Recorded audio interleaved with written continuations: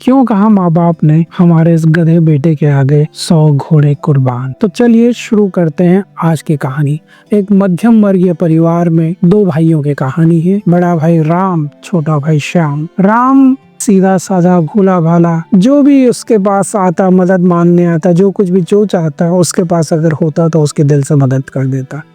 और श्याम चतुर, चंट, चालाक, होशियार, आज की दुनिया के हिसाब से एकदम परफेक्ट। जहाँ दुनिया के लोग कई बार राम की तारीफ करने से नहीं चूकते कि कितना अच्छा लड़का है, कितना भोला लड़का है, मगर जब खुद के घर पे अपने बच्चों को सलाह देने की बात आती है तो हर माँ बाप उसे ये कहता है कि बेटा श्याम की तरह बनो। राम हर कोई चाहता था लेकिन अपने घर में नहीं। अगर राम के घर की बात देखे तो उसके पेरेंट्स को भी राम का इतनी सादगी, इतनी अच्छाई अच्छी नहीं लगती थी। न राम अपनी बात अपने माँ बाप को समझा पाया, न दुनिया वालों को। उधर श्याम लगातार तरक्की की सीढ़ियां चढ़े जा रहा था। बहुत अच्छे नंबर से पास हुआ, उसने डॉक्टरी का एग्जाम दिया और वहाँ भी सेलेक्ट हो गया। बाप भी बहुत खुश थे और हर कोई यही कह रहा था कि भाई बहुत लंबी रेस का घोड़ा है आपका श्याम, ये आपका बहुत नाम ऊंचा करेगा। और राम को देख के कभी कभी उन्हें दुख लगता कि एक भाई इतनी ऊंची पोजीशन पे है और दूसरा भाई कुछ भी नहीं कर रहा है। राम ने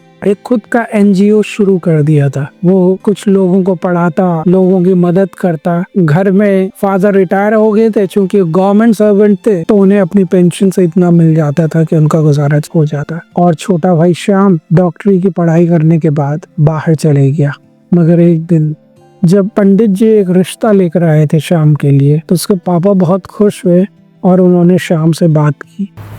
उसे बाहर 5 साल हो गए थे, बस कभी कभार फोन पे बात हो जाती। बहुत व्यस्त रहता था वो, और माँ बाप यही बात दूसरे लोगों से भी कहते कि भाई उसके पास अभी तो वक्त नहीं है, मगर अब शादी की बात कर रहे हैं तो वक्त भी मिल जाएगा। और जैसे शादी की बात चली तो पता चला कि श्याम 2 साल पहले शादी कर चुका है। माँ को एक सदमा लगा था ये बात सुन के। उसका दिल बैठ गया और ऐसा बैठा कि वो फिर उठ नहीं पाई, बीमार रहने लगी बहुत। शाम को जब ये खबर पहुंची तो उसने पैसे भिजवा दिए थे माँ के इलाज के लिए, खुद नहीं आया।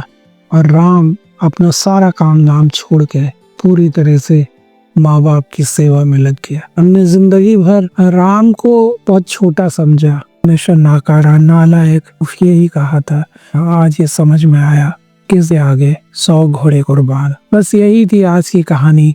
फिर मिलूंगा एक नई कहानी के साथ। देखते रहिएगा कहानियों की नई सीरीज। पापा एक कहानी सुनाओ ना प्लीज। कहानियां सुनते रहिए, सुनाते रहिए, क्या पता कौन सी कहानी आपकी जिंदगी में एक नया बदलाव लेकर आ जाए।